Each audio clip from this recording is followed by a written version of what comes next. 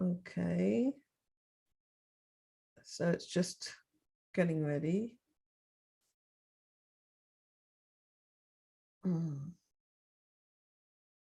Okay. Right. I need to, that's it. Now then, we need to go to the Zoom. Somebody just come in. Leah, right. Got it. Okay, right, terrific. All right, so let's get going then. Wonderful. Yes, well, actually, this parasha told us with Jacob and Esau. I never understood it at all. The whole story of Jacob and Esau never made any sense to me at all until I learned it in the Zohar. So it's really an opportunity to learn together. So let's go for it, my dears. So we'll learn for Shalema, for Leah Bat Sarah. ריבון עולמים ואדוני אדונים, אב רחמן וסליחות, מודים אנחנו לפניך, אדוני אלוהינו ולאבותינו, בקידה בשתחוויה שקרבתנו לתורתך ולעבודתך עבודת הקודש, ונתת לנו חלק בסודות תורתך הקדושה, מה אנו ומחיינו, אשר עשית עמנו חסד גדול כזה. על כן, אנחנו מפילים תחנוננו לפניך, שתמחו ותסלח לכל חטאותינו ועוונותינו, ועל יהיו עוונותינו מבדילים בינינו לביניך, וכן יהי רצון מלפניך, אדוני אלוהינו ולאבותינו, שתכונן את לבבינו לראותך ולבדך, ותקשיב אוזניך לדברינו אלה, ותפתח לבבינו הערל בסודות תורתך, ויהיה לימודנו זה נחת רוח, לפני כיסא כבודך כרך ניחוח, ותצל עלינו, אור מקור נשמתנו בכל בחינתנו, שיתנוצצו ניצוצות עבדיך הקדושים, אשר על ידם גלית את דבריך אלה בעולם, וזכותם וזכות אבותם, וזכות תורתם ותמימותם וקדושתם, יעמוד לנו לבן לקשר בדברים אלו, ובזכותם תראיננו במה שאנו לומדים, כמאמר נעים זמירות ישראל, גל עיניי והביט הנפלאות מתורתך, כי אדוני תן חוכמה מפיו דעת ותבונה, יהיו לרצוני מפי, ויגון ליבי לפניך, אדוני צורי וגואלי. Amen. Can you son? Okay. Now then, I'm going to share my screen, and if I can find, yeah, this is the piece we need. Oh, to share. Right, here we go. So we're going to be looking at this whole story of Jacob and Esau. And in order to understand the story, we need to find out a little bit about who Jacob and Esau were. And Rav Ashlag's way of learning is also to look at these aspects as happening within ourselves. So we're not learning a historical story. We're not learning what was the historical story of Jacob and historical story of Esau. I mean, you can take it like that, but what's really interesting is we try to discover, like in a Gestalt way, what's the Jacob within ourselves? What's the Esau within ourselves?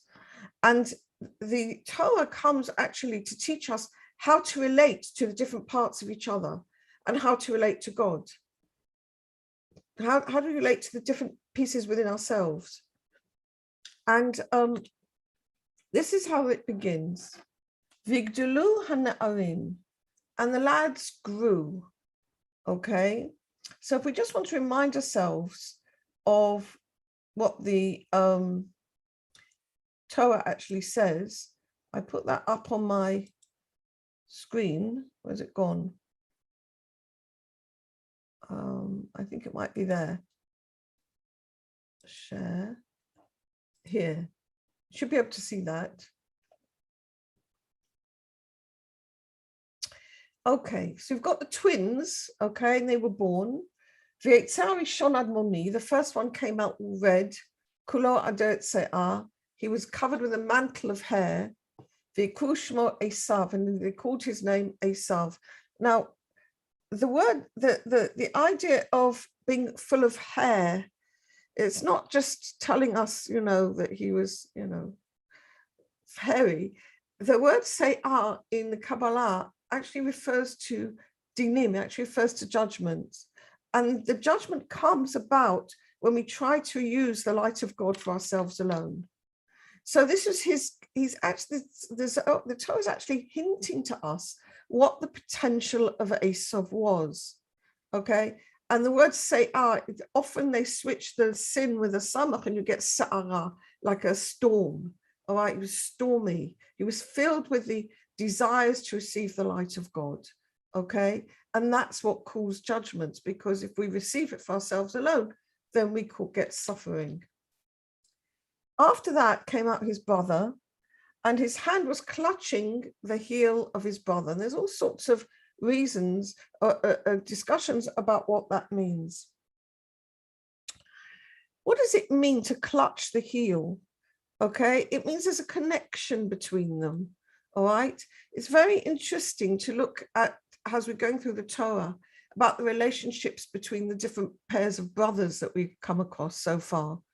We've had Cain and Abel, okay, where Cain received all the vessels of receiving and Abel received just the vessels of giving, and simply there was no relationship between them, and Cain killed Abel, okay?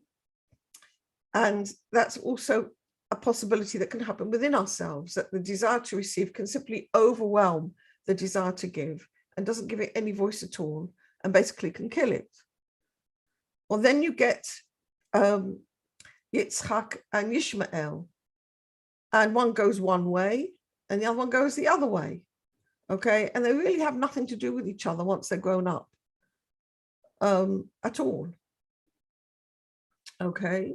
So you've got two separate parts. Yitzchak is actually the vessels of receiving in this place, but he's in holiness. He's receiving for the sake of giving. And Ishmael is actually the vessels for the right-hand line, but not in a holy way, which is the vessels of giving, but he wants to receive too much of giving. So, and they just separate, okay? There's no rivalry particularly between them, but they're completely separated. And here, for the first time, okay, you have a hint that these two sides, the one which has got the vessels of receiving, which is Esau, and the one which is the vessels of giving, which is Yaakov, actually have to be involved with each other, okay? And his hand is a vessel, is holding on to the heel of Esau, all right? So here you get the first hint that these two aspects need to be involved, okay? And as we're going to see, they actually are involved with each other, and they have to be involved in order to get the right relationship. And this is very much to do with the different sides within ourselves. We've got within ourselves the Yaakov within ourselves, the Jacob within ourselves, and we've got the Esau within ourselves, the will to receive within ourselves. Okay, and they have to interrelate. They have to deal with each other, and so we're going to learn how this has to be. V'krashmo Yaakov, and he called his name Yaakov. And the Zohar asks a question: who called his name Yaakov? Here we're told they called his name Esau. Who? The parents, Isaac and Rivka, called Esau's name Esau. V'krashmo Yaakov, and he called his name Yaakov. The Zohar said it was HaKadosh Baruch Hu himself called his name Yaakov, because Yaakov was the one who was actually going to have to deal with the will to receive for itself alone, which was the snake aspect, which came into reality when Adam and Eve ate from the tree of knowledge. Okay, so Yaakov has come to actually deal with that huge will to receive for himself alone. And he's going to need all the help he can get, and God himself called his name Yaakov. And Yitzhak was 60 years old when he begat them. V'yigdulu hana'arim, and the lads grew. V'Esav ish yodei tzayid, and Esav was a man who knows about hunting. We're going to find out what this means in a minute. Ish sadeh, man of the field. Yaakov ish tam, and Yaakov was a whole person, Yoshev Ohalim, dwelling in the tent of Torah. V'yehav Yitzhak et Esau, and Yitzhak loved Esau, kitzayid bepiv, because he was a hunter, and we'll find out what that means. V'Rivka ohevet et Yaakov, but Rivka loved Yaakov. We're going to stop there for a minute and deal with the Zohar up to here, and then we'll do the next bit afterwards. Okay? Oh no, I need to change the share. Oops. Disappeared. There you go. All right. V'yigdelu hana'arim, and the lads grew. Sitra to Avraham garim lon li'itgadala, u'zchutei sialon, hu hava machanech lon b'mitzvot, d'chtiv ki yadativ l'man asher yetzavet banav v'gomer, u'laska Yaakov v'Esau, v'yigdelu hana'arim, v'yehi Esau ish yodeh tzayid v'gomer. Amar Rabbi Elazar, kol chad v'chad itparash l'orchei, da l'sitra d'beheimanuta, v'da l'sitra d'avodah zara. So the lads grew, and the side of Avraham, that is the right-hand line, that's the Yetzer HaTov, which is Chasadim, which is the desire for giving, the desire of Chesed, of loving kindness. Garam lehem litgadel, caused both sides to grow. Now, if we take this as happening within us, I can certainly see why the side of Chesed, loving kindness, would cause my good side to grow. But why would it cause my bad side to grow? Okay? And the answer is, as a person grows, his Yetzer Hara grows with him. There's a phrase which says, Kol Adam Gadol, Yetzro Gadol Heimenu. Okay, now why is that? Because as his goodness grows, so does his Yetzer Hara have to grow to equal. All right, so the Avraham, the side of good, the side of wanting to give to God, okay, is making the ability to give and the ability to receive both sides growing, the Yetzer Tov and the Yetzer Hara. So the soul wants both elements to grow. Nevertheless, his merit helped them. Okay. He educated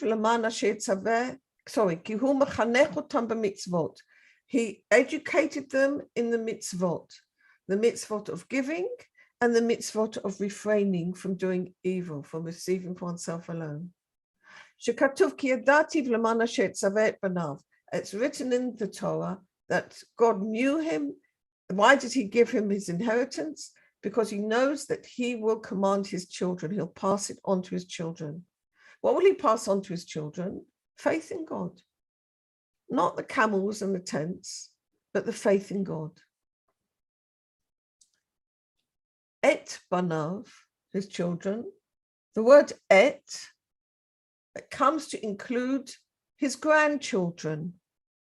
From this we discover that grandparents also have an obligation to their grandchildren. Okay, you can't just say it's up to the parents to educate the grandchildren. It's mostly the parents, of course, but the grandparents also have an obligation.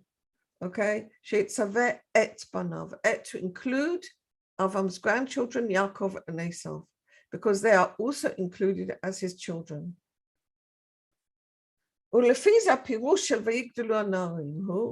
So therefore, according to this, the explanation of the children grew would be that they grew in holiness. But afterwards, Esau went in the wrong direction. But Rabbi Elazar doesn't agree.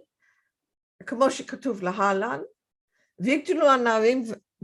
the lads grew.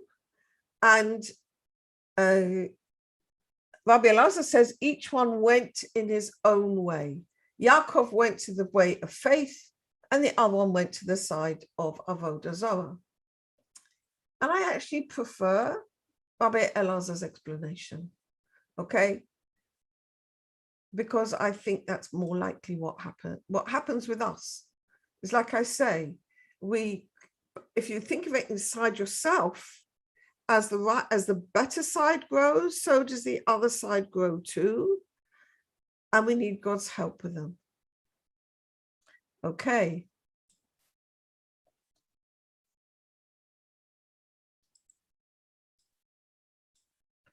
V'ken havaba me'oid Rivka. And this was exactly how it was whilst the kids were still in Rivka's belly. The Taman kol had azil sitrei, the chad ishtadlat b'ovdin de kashran, or avarat semich latatav, memad bekude doraita, hava Yaakov chadei v'tachit lenafka, v'chad havat ozlei, semich latav udazara, uvasha batash lenafka, v'kmuha, uv'gin karkadit beriu unafku le'olema, kol hadit parash, v'azil v'itmashach b'duchtei, ditchazei and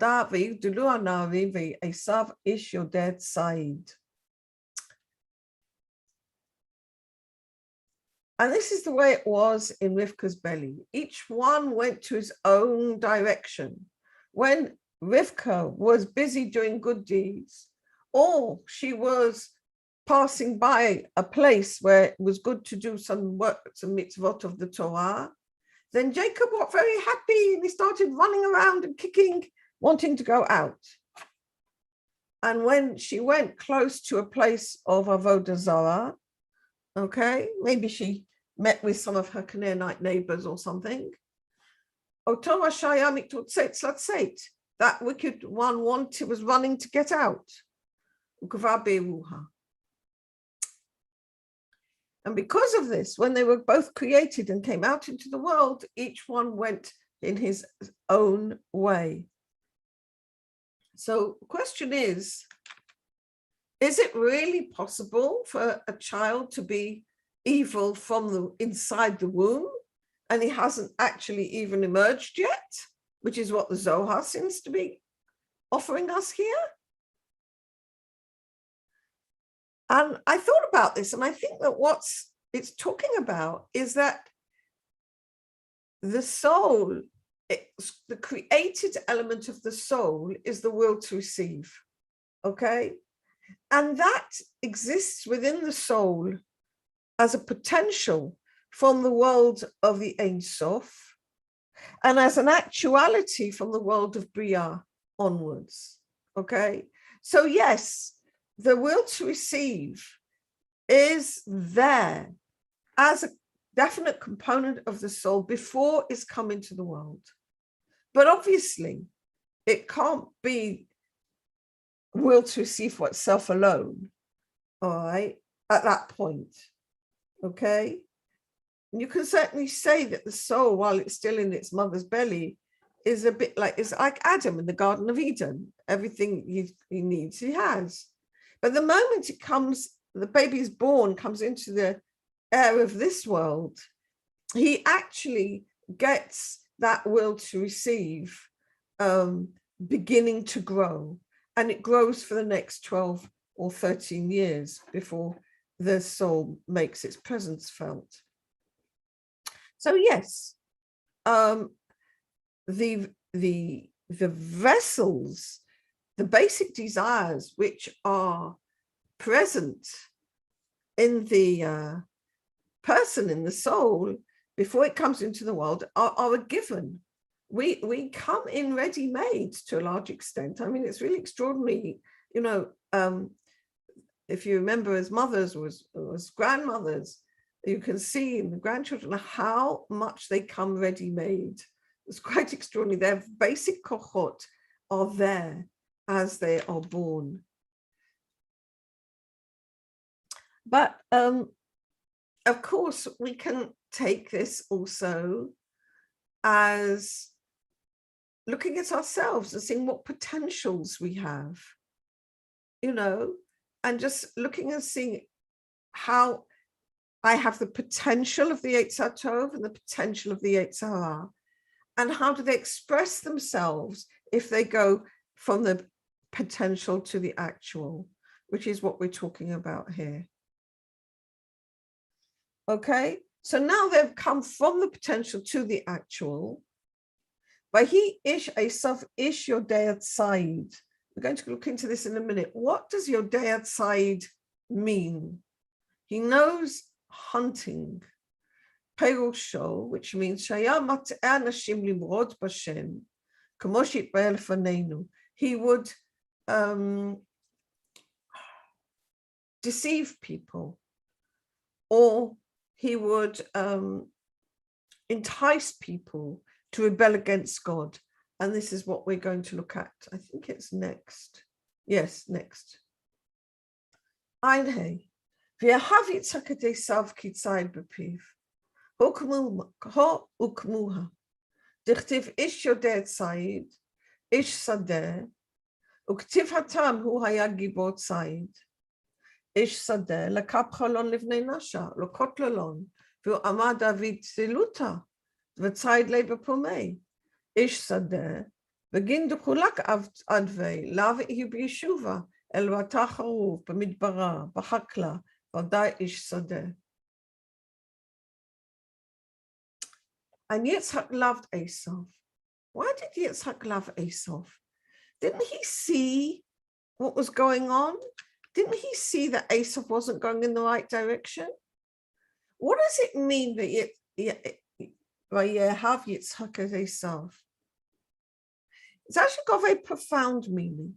It means that Yitzhak and Esau shared the same vessels. They had to some extent affinity of form.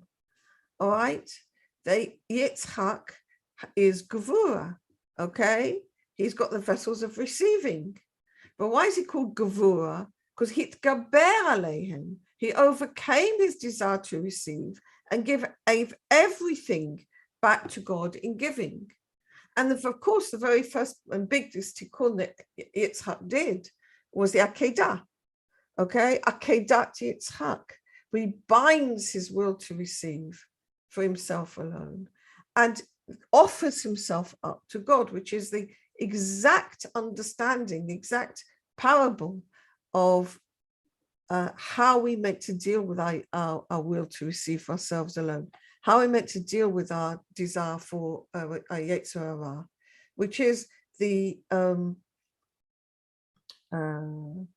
desire to receive. We bind it, if you like, okay? And instead of using it to receive for ourselves alone, we give back the light and say, no, I'm sorry, I cannot do it. I can't use that light. So Yitzhak has got big vessels of receiving. His are rectified, but Esau's are not. Now, it might be that Yitzhak thought that Esau, something would happen to Esau like the Akedah, and he would rectify them, okay? That's always a possibility.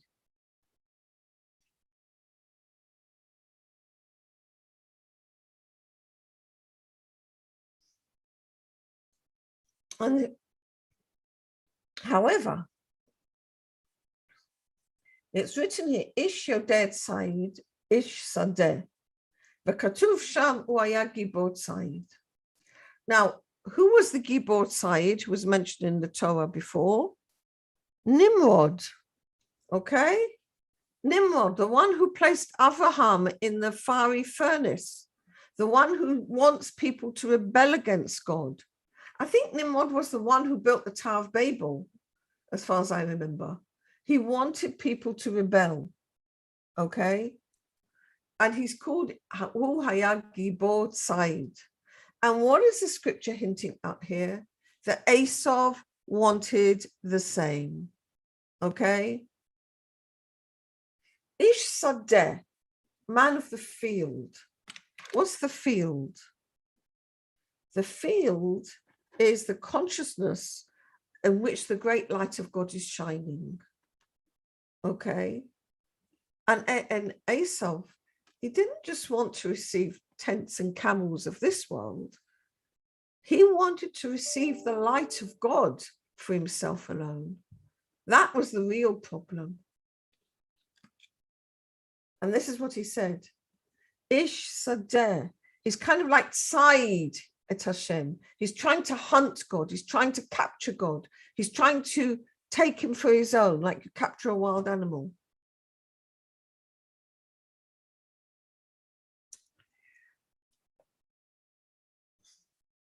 And this is what it says here. He would capture the view of the other created beings and entice them to rebel against God. That was Nimrod. Likewise, Esau did the same. Ish Sadeh, the man of the field, he wants to rob people and kill them. And that's actually what he wanted to do, because he wants to take their life force from them. And Esau said, but Esau told Yitzhak that he's going to the field to pray there. Like Yitzhak was also a man of the field, because it says, Vayetze Yitzhak lasuch basadeh, and Yitzhak went out to pray in the field, okay, in this field of consciousness, where the great light of Chokhmah is to be found. Now, how could Yitzhak do that? Because he had the vessels already prepared for the sake of giving. So he was able to go and lasuch basadeh. But Esau was definitely not able to do that, as we're going to find out. And he was like hunting, and he hunting the light, trying to chase the light, wanting to capture the light. And he deceived Yitzhak with his desire. His desire, peh, is the word for the malchut. So his desire is to capture the light of God. Nikra ish sadeh, he's called the man of the field. And we said the man of the field is the term in which the great light of God is to be present. Because the portion of his inheritance is not in the desire of moderate, of the will to give. It's only in the will to receive. Makom charuv, in a desolate place where nothing can live there, because the will to receive in this doesn't allow anything to live. But midbar, in the wilderness, basadeh, in a sort of like not in a plowed field, but in a sort of wild thing. Therefore he's called Ish Sadeh. I think it's very interesting that the children of Israel, when they were coming out of Egypt, and the sin of the spies was caused by them wanting to get higher and higher spiritual levels for themselves, and they didn't want to go into Eretz Israel, which meant reducing the spiritual level and combining it with the right hand line and bringing forth the middle line, which is much lower energies. It's much lower energies. You haven't got this great big ecstasy. You've got much lower energies, but at least it's makom yeshuv, a place of community, a place where life can grow.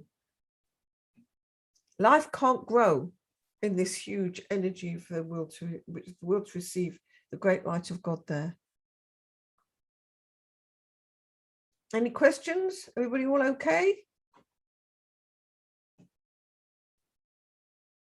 Yeah? Okay. Veitema, hech lo yada Yitzchak, kol avodoi bishin de Esau, v'ashachinta havati mei. Di lo sharia imei shachinta, hech yochol levarcha leili Yaakov b'shat hadavar chei. Ela v'dai shachinta haveit daira imei bereita, v'daira imei tadir. אבל לא הודע לי בגין דתברך יעקב בלא דעתי, אלא בדעתי דקודשא בריך הוא, והכי יצטרך. והיא שרתא דעל יעקב כמה אבוהי, עלת ימי שכינתא, וכדין נחמה בדעתו יצחק, להתחזה לברכה, והתברך מדעתה דשכינתא. And if you say How was it possible that Yitzhak didn't know all the bad deeds that Esau was doing? After all, the Shekhinah was with Yitzhak. He should have known this by his Ruach HaKodesh, through his Holy Spirit. And if you say, well, maybe the Shekhinah wasn't with him, then how could he bless Yaakov when Yaakov comes to receive the blessings? And the answer is, the Shekhinah was certainly dwelling with him in his house. The word bayit relates to the order Chochmah. B'chochmah yivneh bayit. V'ayta shochenet imo tamid. And the Shekhinah was always with him. Aval HaShekhinah lo hodia oto. But the Shekhinah did not tell him the bad deeds of Esau. Kadei sheitbarech Yaakov shelo midato. In order that Yaakov would not get the blessing in the way that might have happened if Yitzhak had known what Esau's bad deeds were. Elamidat Kodesh Baruch Hu, but only in the way God wanted it to be. And that was the way it had to be. Because at the moment when Yaakov came before his fathers, the Shekhinah came in with him. Then Yitzhak perceived that with his intelligence, and understood that he's fit to be blessed, and that Yaakov will receive the blessings according to the opinion of the Shekhinah. Why was it necessary, all this deceit and all this peculiar way of it happening? And why couldn't it have been all open and above board? You know, everybody talks about transparency these days. Why couldn't it have all been transparent? Okay? Perush. Explanation. Because Yaakov was very high soul, and he's from the aspect of only wanting to give unconditionally. And he did not have a desire for the light of God, for the light of Chochmah. And therefore he was always inclined to the right-hand line, which is the line of faith and of giving unconditionally. Small. But as we said earlier, the vessels of Esau all come from the left-hand line, all come from the side of receiving. It's true that his head aspect comes from the left-hand line of holiness. But what actually came out in practice, the head aspect is the potential, but what came out in actual practice was he actually acted and brought himself the spiritual levels of uncleanness. Now, Yitzhak knew his potential, but he did not know what was happening in actual practice. And the reason was because Esau was deliberately deluding him.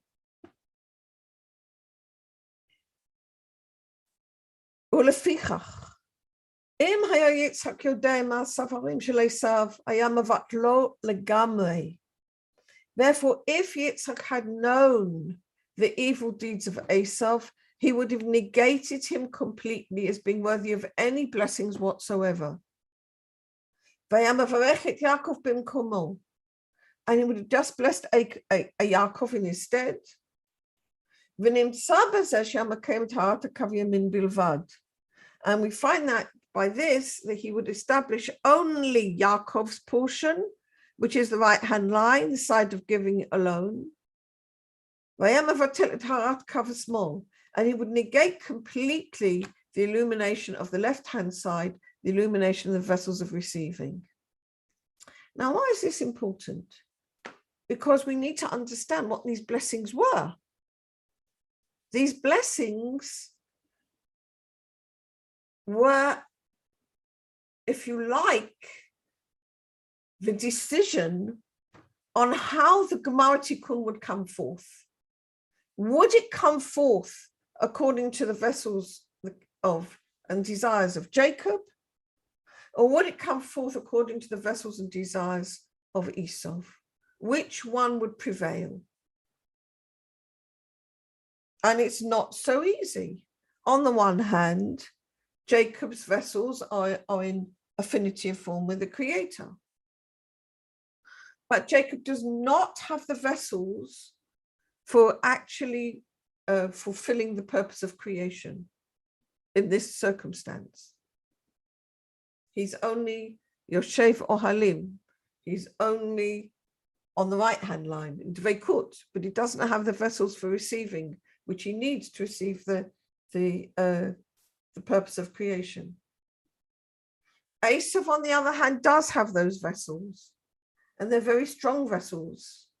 But what's happening in practice is he's using them for the sake of receiving. Okay, just like the snake, just like Cain. Okay. So what we're finding here is that if Yitzhak had known the negative acts that Esau was doing, he'd never have given him a blessing. But ultimately, it would have meant that at the Gemara Tikkun, only the vessels of giving would have survived, and the vessels of receiving would not have survived at all, which means that the purpose of creation could not have been fulfilled. And that was not God's will.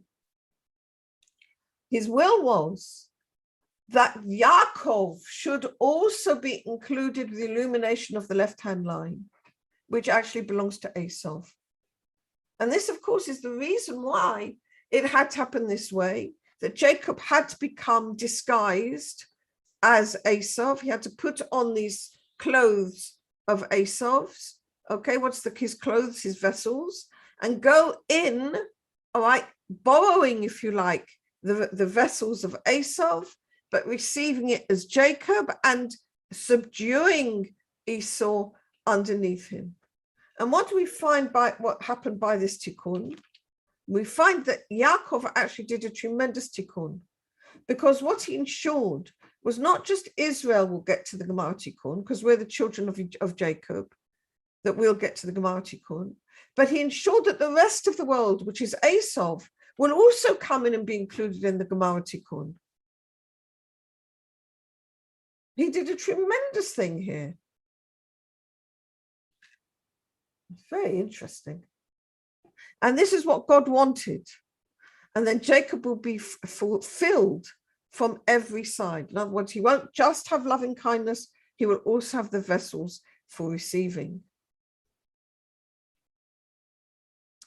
וזה אמרו, אבל לא הודעה לי בגין יתברך יעקב בלא דעתי, שעל כן השכינה לא הודיעו מעשיו הרעים של עשיו.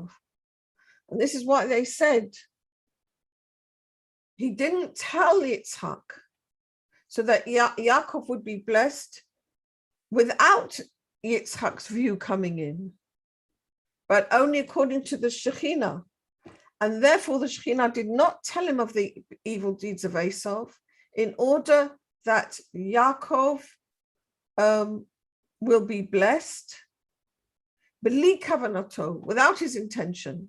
Because if he'd intended to only Yaakov, only half of the vessels which need to come into fulfillment would have come in. He didn't recognize Jacob when he came in. He thought he was blessing Esau.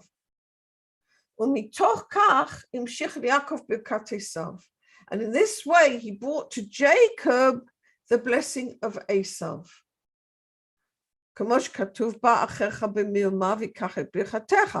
And the scripture doesn't mince matters. He says straight out, your brother came with guile and took your blessing. But this is what God wanted. So that Yaakov would be fulfilled also for the vessels of receiving. Now the question is, was it really Esau's blessing? And the answer is probably not, because Esau sold his blessing when he sold the birthright. And we're going to come to that in a moment.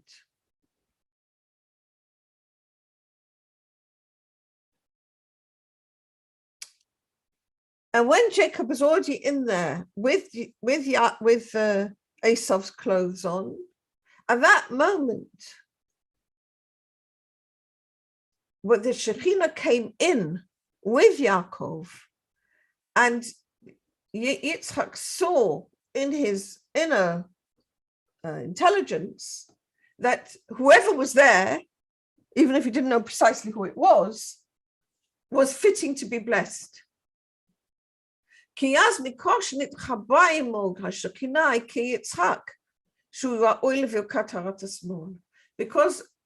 the Shekhinah came in with him, then Yitzhak knew that that person was fit to be blessed with the vessels of receiving in the correct way. Why? Because that's also the Shekhinah. The Shekhinah is the vessels of receiving only for the sake of giving. That's what the Shekhinah is. She's the Malchut, okay, which is the Malchut which receives only for the sake of giving. And so therefore, Yaakov received the blessings from the view of, from the agreement with the Shekhinah, because the light of the Shekhinah is from those vessels of receiving. Because Zerampin,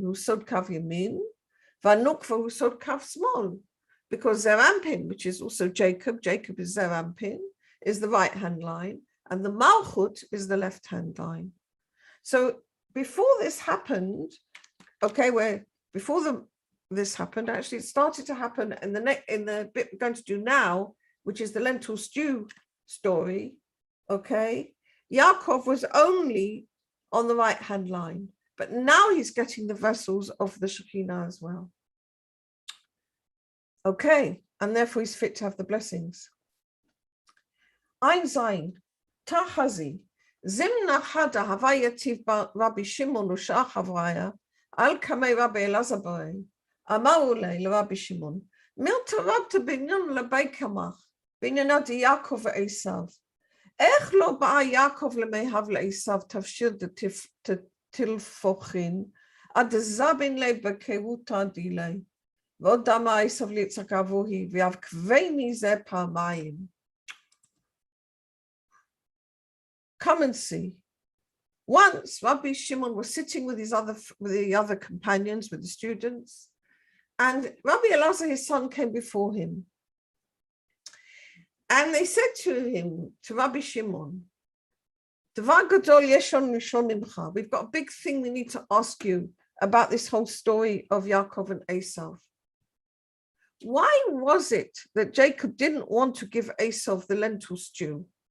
To the extent until Esau had sold him his birthright. Not only that, but Esau said to Yitzhak, his father, this one has outwitted me twice, or, deceived me twice. How could it be that Jacob should deceive Esau? After all, we say, Avram, Yitzhak, and Yaakov. Jacob was the best was the choicest of the fathers, and he's going around deceiving his brother and then his father. I mean, what's going on here? Okay. Amalon Bahadain. He said to them, Bahadain Shata Atun Chavin Lakabla Malkut. Malkut. Te'emantun lepitkamei Esau, v'shikautun lepitkamei Yaakov. Daka ashadale, v'Yaakov ish tam, v'tu kativ titen emet liYaakov. Elakach hu inyanei Yaakov im Esau. Begin Esau havu sanei lebecheruta bekadmeita, v'avei bai minei Yaakov, delisiba le afilu belo kesef, כמו שכתוב ויאכל וישתה ויקום וילך ויבז עשיו את הבכורה.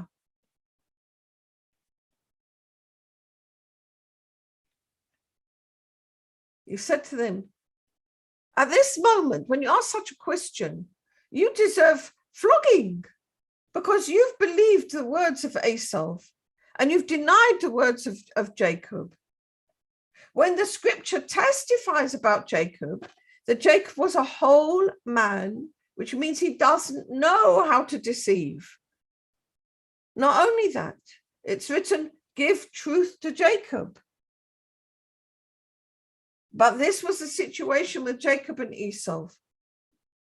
Because even before the blessings, Esau hated the Bechorah. He hated being the firstborn. He wanted Jacob to take his birthright, even without paying any money. And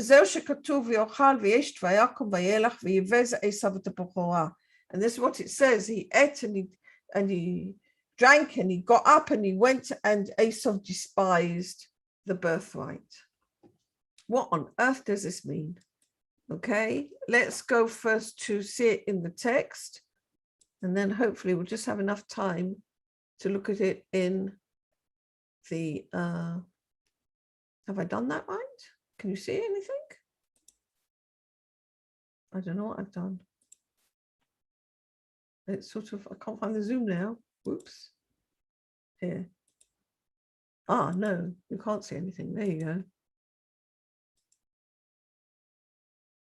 Right, that's better. And Jacob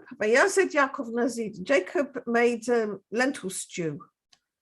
Esau came in from the field, and he was exhausted.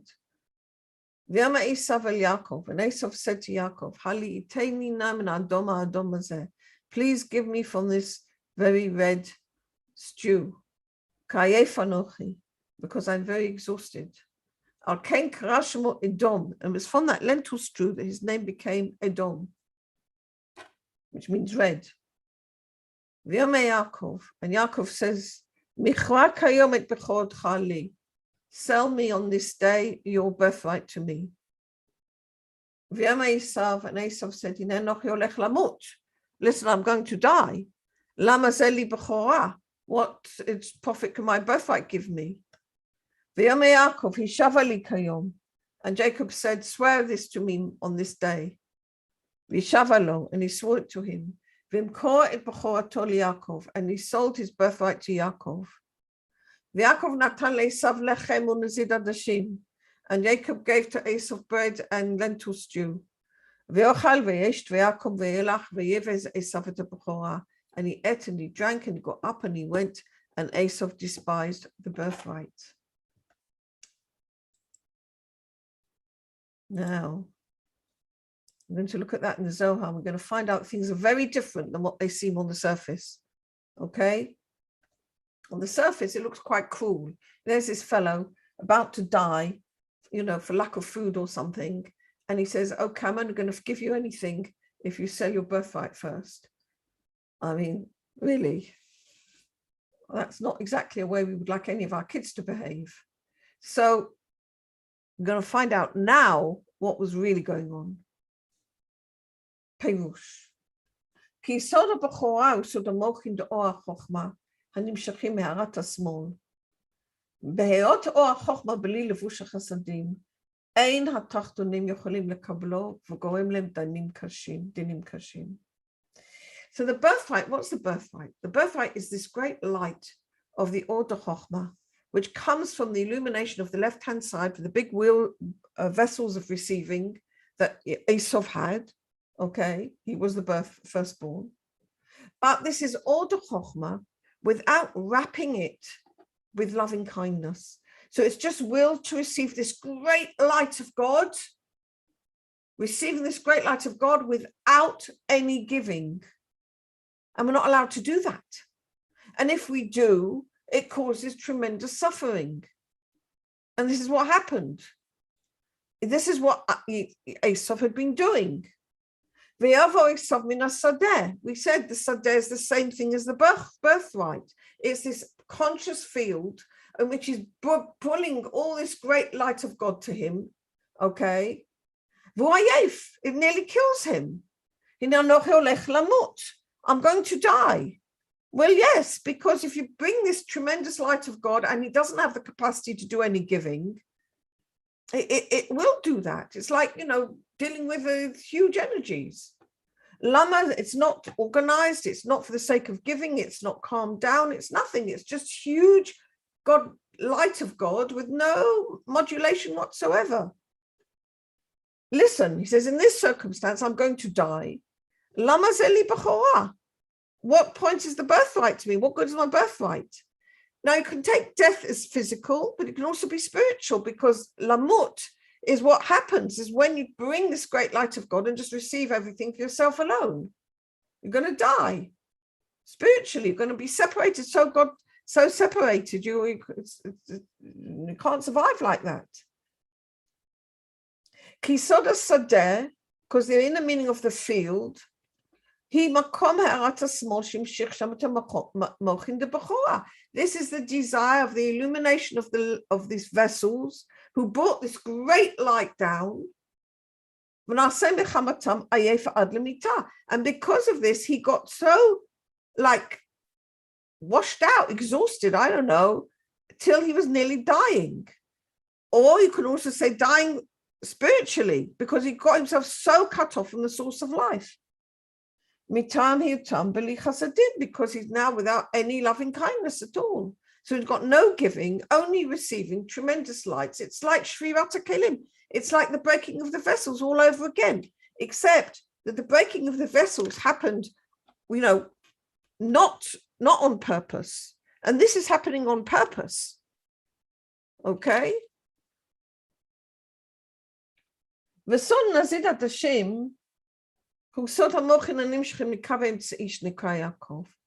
the inner meaning, what the root, like everything is a root and a branch. Like so the branch, which is the lentil stew, the root of that is the middle line. Okay, so Yaakov is the middle line.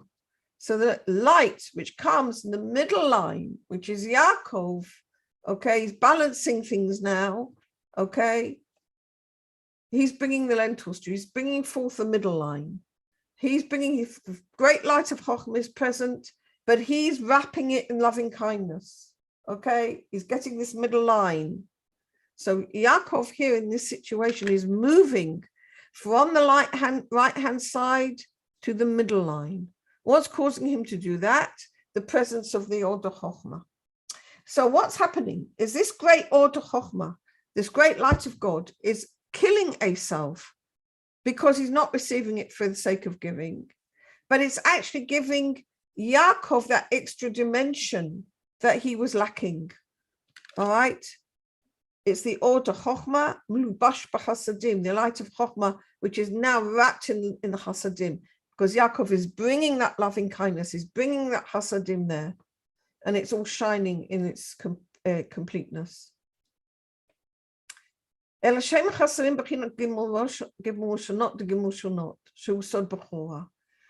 the issue of the firstborn? Okay, it's this very, very, very enormous light. It's the same thing, actually, of the Makat Bechorot, the plague of the firstborn, when all the firstborn died, when they came out of Egypt. Same thing. There was a tremendous light of redemption coming along. The children of Israel dealt with it by going with faith, by painting the blood on the doorposts of the houses. But they had to go in faith. They calmed it all down. Okay, but the Bechorot of Egypt, they just grabbed it. They just wanted to receive. So that's why they died. Same thing here. Okay. So the middle line here is modulating it down. It's saying it's not going to have this huge light of the Bechorah, of the firstborn. Okay. But it modulates it right down. It's much lesser light, but it's safe. It's alive. It's connected with God. It's the order Chochmah wrapped with chasadim. It's the will to receive only for the sake of giving. That's much lesser light, because the vessels of giving are much, much smaller than the vessels of receiving. But it's holy. It's okay. Person can live with that. On the contrary, it can be a good vessel that way. So this is the secret of this lentil stew. Okay, the lentil stew was bringing through the middle line. And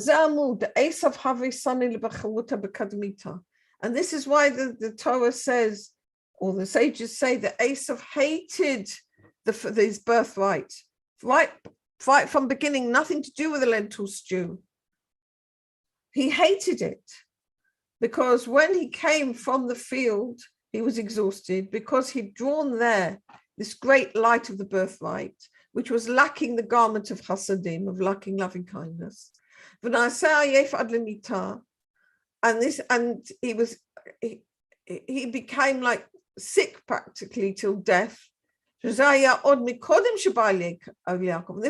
was before he got to Jacob to ask him the lentil stew. And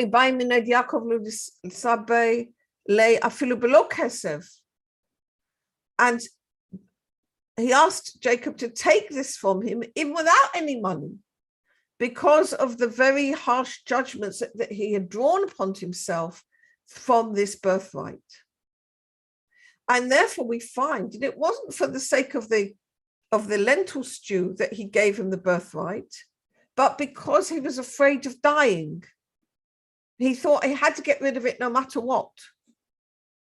And since he'd already despised the birthright, and he wanted that Jacob should take it even without any money,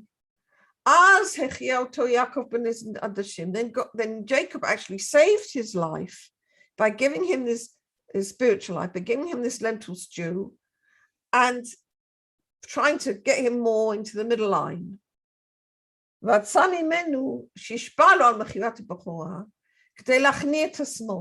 he wanted that he should swear to him on selling the birthright in order to subdue those vessels of receiving. Okay, once and for all, so it should once and for all be under the control of the right-hand line, which is the line of giving.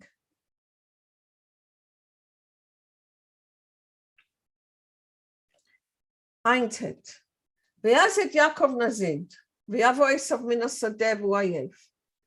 אמר רבי אלעזר, ויעשת יעקב הוקמו הדה בגין אבלות את אברהם, הווה. אבל ויעשת יצחק נזיד מבעלי, אלא ויעשת יעקב נזיד, דו הווה ידע יקרא דילי, והוא סיטות יתאבק בי.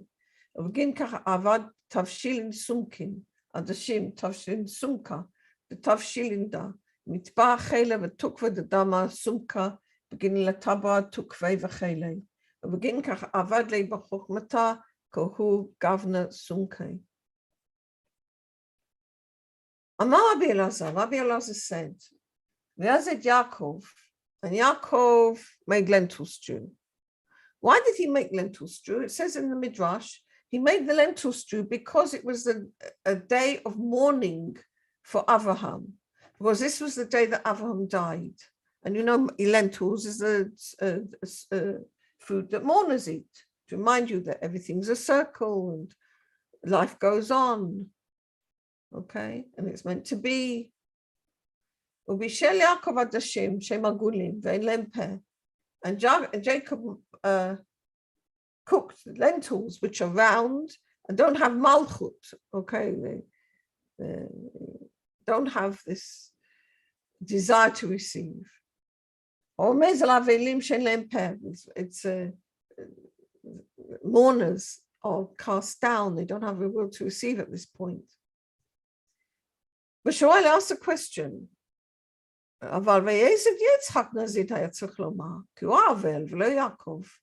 It should have said in that case that Yitzhak was the one making the lentil stew, because he was the chief mourner, not Yaakov. Yaakov was the grandson, Yitzhak was the son. Yitzhak was the one who was meant to be doing with the lentils. Umeshiv Ela vayesed Yaakov nazid. Hayam mishum Yaakov hayodea shor shel Esau b'torat tzad nidabek bo. But Yaakov made the lentil stew because Yaakov knew the root of Esau and which side he was clinging to.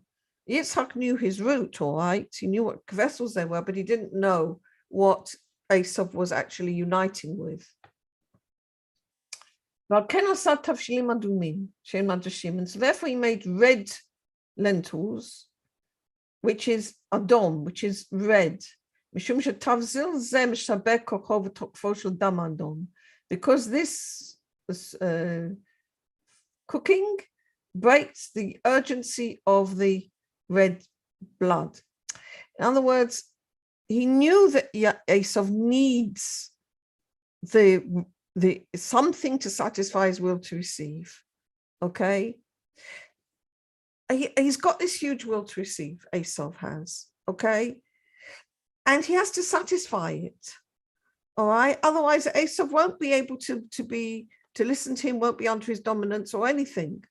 Okay, and with them he's able to break the urgency and strength of Esau. Because Esau does have this desire to receive. So if you give him something in compensation, that's what it means. It's giving him something to compensate. All right. It's like, for example, somebody's not allowed to have sugar. Okay. So you give him sucrosite. Okay. It's not sugar, but it gives him something to, calm things down. You can't ignore the fact that Esau has this will to receive. You've got to give him something. Okay. And this is actually very interesting what it says here.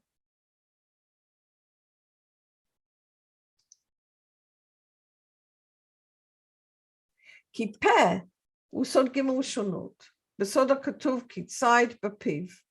And here he says that the peh, sorry, I got this wrong, refers to the gimel shonot. Well, yeah, as I said, for he hunted b'piv. If the malchut is present and he's using it, then he wants this big light. But the Nazir Dashim doesn't have this big light. Okay, we said it's a much more modulated light. Nevertheless, they were red. Because the red line also hints at Bina, which is the left-hand line which comes from her. And it's from there Esau was getting this great big light of the firstborn. And this is why he needed something which was going to satisfy this desire to receive of Esau. And if the lentils had not been red, Esau would not have received them, because he can only receive from the left-hand side, which is the signal of the red. And otherwise he would not have been able to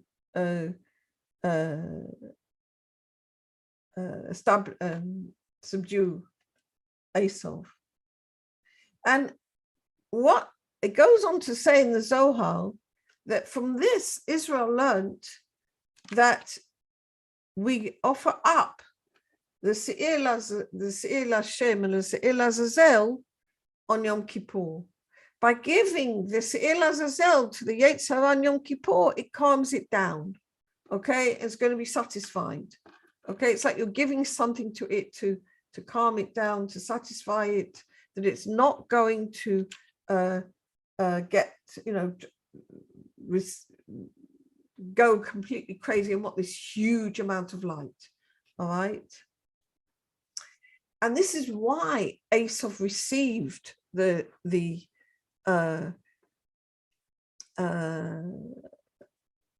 lentil stew. It's like a bird in the hand is worth two in the bush. Okay. It was something which satisfied, for the moment at least, his will to receive. So he thought, okay, I'll get it here now on the moment. And by receiving it, Bizata Bechorah, he showed that he did not, that he despised the Bechorah. He didn't just say, no, I need this great big light, I can't have anything else. He said, okay, I'll have something now, something which will satisfy me for now. like instant gratification, even though it was much, much less. And he became under the influence of Yaakov.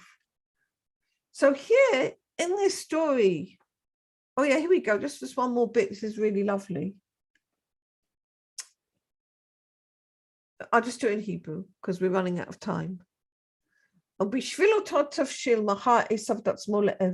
for this stew, Esau sold himself as a servant, and he sold his birthright to Yaakov. And at that moment, Yaakov knew that for the sake of one he-goat, which Israel will offer up on Yom Kippur to the Madriga of Esau, which is Azazel in the wilderness, which is the Sitra de Masabuto, who is the ministering angel of Esau, he will become a servant to Yaakov's children, which is he will transform from being the accuser to the protector, and he will not longer accuse them. And it was in order also to receive the level of Chochmah of Esau. No, ובשביל אותו מדרגת חוכמה של עשיו, הלך יעקב עם עשיו בכל מקום בחוכמה. Because of this high level of Chochmah, the light of Chochmah of Esau, Yaakov went with Esau in Chochmah. He had to give him back something in his own coin. Okay? ועל כן לא יכול עשיו לשלוט ונכנע, ויעקב לא נטמע בו. And that's why Esau was not able to overcome Yaakov, and he was defeated, and Yaakov was not contaminated by him, but gets the control. So here we see in this story of the lentil stew, we see sort of like the beginning of the story of the brachot, of the blessings. We see how the story of the blessings is like a further enactment of this relationship between Yaakov and Esau. That on the one hand, Yaakov needs Esau because he's not complete without him. He's on his own, he's only the right-hand line, and he needs something of the firstborn. He needs something of the will to receive in order to be complete. But on the other hand, we can't let Esau just overwhelm everybody with his huge will to receive for himself alone, because that would be the destruction of the world. So everything does have to come under the aegis of Yaakov. And so this is where it began, with the lentil stew, and then it carries on afterwards with the blessings. Okay, well, there we go. I think that's it for today. It was only a small class, only a few people came today, probably because of the clock change or something. All right. Yedida. Yes. I'm curious, all of this is about, obviously, it's about managing the light of Hashem. Yeah. And I always find myself wondering why, how much the patriarchs knew of what was going on. Like if it was all, it's all clothing about what's happening underneath, then why would Jacob be upset for what's going on? Because it really had to go on. Doesn't he know he needs his brother's vessel in order to be able to, do his part on the sferot, on the tree of life? He's a chariot. Yeah. Don't they know that they are chariots and that all this is going on? don't they know all this? So, is the storyline and the upset and everything for our benefit to learn? You know what I'm saying? Yeah, I do know what you're saying. I don't know the answer, obviously. I mean, you'd have to be a fly on the wall there to know the answer to that question.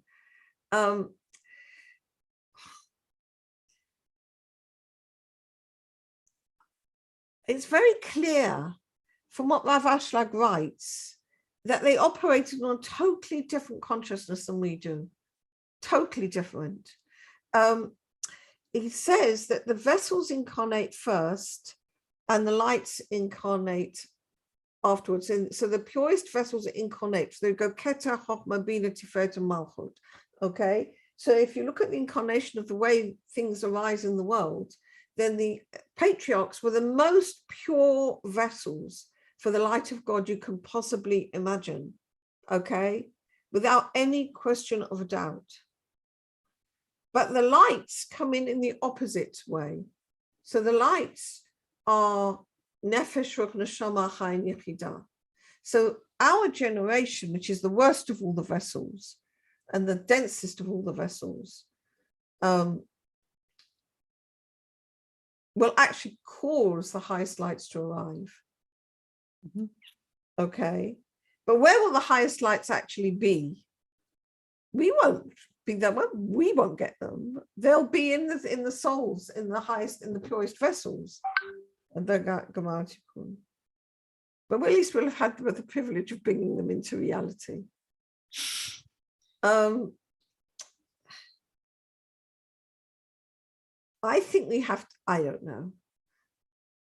Obviously, on some level, they did understand. They did. They had to have done. Right. They maybe not seeing the whole perspective or something. I don't know. They knew what was right, though. They knew what was right. And this is the reason why, for practical mitzvot, they knew the practice. It was instinctive to them because they were such pure vessels. And this is why for practice of how to do anything in practice, you're not allowed to change the former sages, because from the practice they were the purest. Whereas for Chochmah, for understanding the details of the Sfirot or something, they say it's us, but I don't know. It's a very interesting question. But for practice, he knew what to do, probably instinctively. That when Esau comes in exhausted, he knew, I got to make this lentil stew. This is what we need to do now.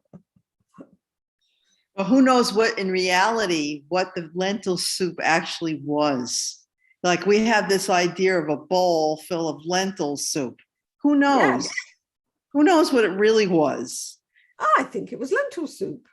Why not? I mean, lentils are red and they're round. The description's pretty accurate. What else would it be? We'll find out in the Mara Tikkun. All right. Okay. Thank you so much, Adita. It's always very thought-provoking to listen to you. It was for me, it was revolutionary when I first learned this. Oh, yeah. It was revolutionary because I never understood why, what was going on there. I never understood it. You read it in the text, in the Torah, and it just looks like, cruelty or something. If you just look at it on the surface, it looks awful. but when you really, let's be real, Yeah, I know. But I agree. But when you understand what Yaakov was doing, he was actually trying to help Esau. He was trying to help him come back to life spiritually. He was actually bringing the Kalim of Esau into Kedusha, so that they would not be left out at the Gemara Tikkun. And then this whole work gets completed when he goes into and gets the brachot, wearing the Kalim of Esau, so that the Kalim of Esau, the vessels of Esau, would not be left out at the Gemara Tikkun. and that the tikkun, the Gemara tikkun, would be on the whole world and not just for Israel. It's an action of Amazing. great, great, great loving kindness. Yeah, he's doing what he's supposed to do. He's really doing it. It's wonderful. It's really wonderful. And then you understand also why Yitzhak wasn't told, why it had to be that way. You understand so much. It's just like, whoa, a whole passage in the Torah, which to me was very problematic. And if you look at all the Perushim, to be honest, none of them are satisfied. None of them satisfied. This is the only Perush that I ever found that satisfied me on this. Now, who wrote this? Rav Ashlag. Mm. I mean, sorry, the Zohar. This is from the Zohar. Zohar, okay. Oh, yeah, with the Perush Sulam, yeah. But it's actually most of it is plain Zohar. The Perush Sulam is just helping us decipher it. It's the Zohar. It's the Zohar telling us. Thanks. That's why you need. It's what the Gaon of Vilna said, that the pshat is the most mufshat. That the pshat is the most abstract, and actually you need to start to understand anything. You need to start with the Kabbalah and then end with the pshat, because only that way do you really know what's going on.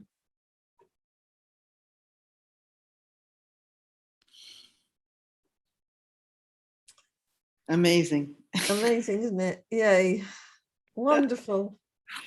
All Shabbat right, my shalom. sweethearts, have a wonderful Shabbat Shalom and Chodesh Tov. And Kodesh Tov. Chodesh Amen. Tov. Chodesh Tov.